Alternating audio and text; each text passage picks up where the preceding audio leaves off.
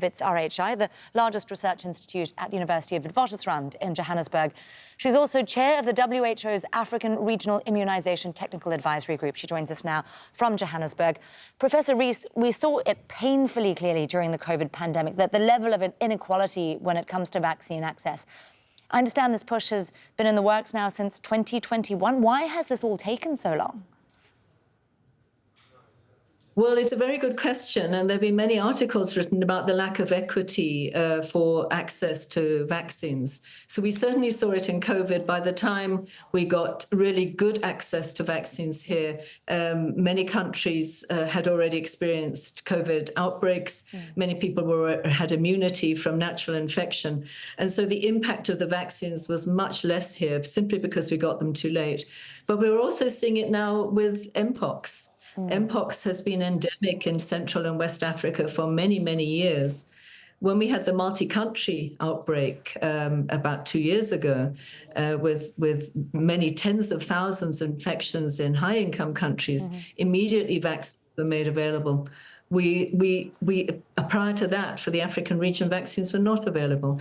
But what this has done, and COVID really started this, is it started a dialogue about access to vaccines and medicines and diagnostics, everything you need to control outbreaks and to stop vaccine-preventable diseases. And that dialogue is very much centered around equity and how do we increase access for the African region. Professor, I've been wondering about the obstacles here and why the huge delay. Has this been primarily about intellectual property issues, or has this been about bottom lines? It's a combination of all of those things. And then there's sort of old-fashioned things like vaccine shortages and not enough manufacturers. So certainly for COVID, there were intellectual property issues, tech transfer wasn't easily available.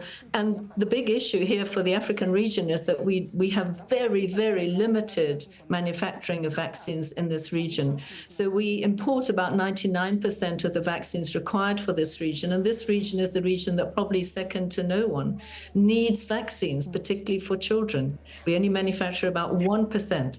So manufacturing is certainly one of the issues, and intellectual property and tech transfer, all of that is one of the issues. Stockpiling from high-income countries, we saw it with COVID, we've seen it with Mpox, but also just the shortage of vaccines for diseases that don't affect really high-income countries. So something like cholera that you mentioned, where we have significant outbreaks at the moment, there aren't a lot of manufacturers. So there is a shortage of vaccine. Similarly, we've seen shortages of vaccines for things like yellow fever.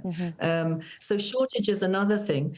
And that's the manufacturing end. But just getting access, even if there are available vaccines, getting access and for countries being able to afford to purchase them is another big challenge. I see the African Union is now aiming to have something like 60% of vaccines administered on the continent, made on the continent by 2040. I mean, that's not long away. Is that realistic given the constraints that you're talking about? Well, you know, it's a target, and it's a very ambitious target. Manufacturing vaccines isn't easy. Some sorts of technologies are easier to manufacture, but if you're starting manufacturing in many countries from a blank sheet of paper, you're really starting afresh. That will take some time. But I think we've also learnt with COVID that we can accelerate this. Prior to this, I mean, we just hadn't thought enough about it in this region and really pushed for it. So I think if there is investment, if there is tech transfer, and some companies have certainly committed to this, if we are seeing that there are serious networks being set up for manufacturing, which we've seen with the mRNA vaccine, which, if you remember, was one of the major vaccines for COVID.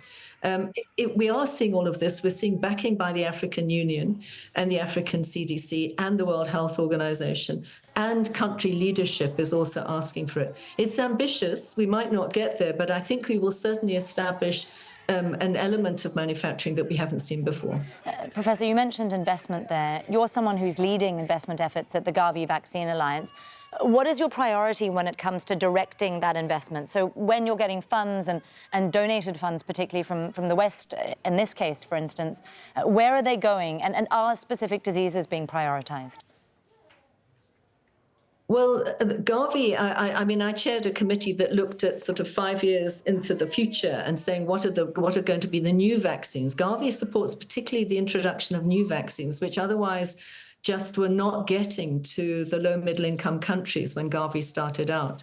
So the way that Gavi looks at this is to do very, very, very careful assessments of, what is the vaccine? How effective is it?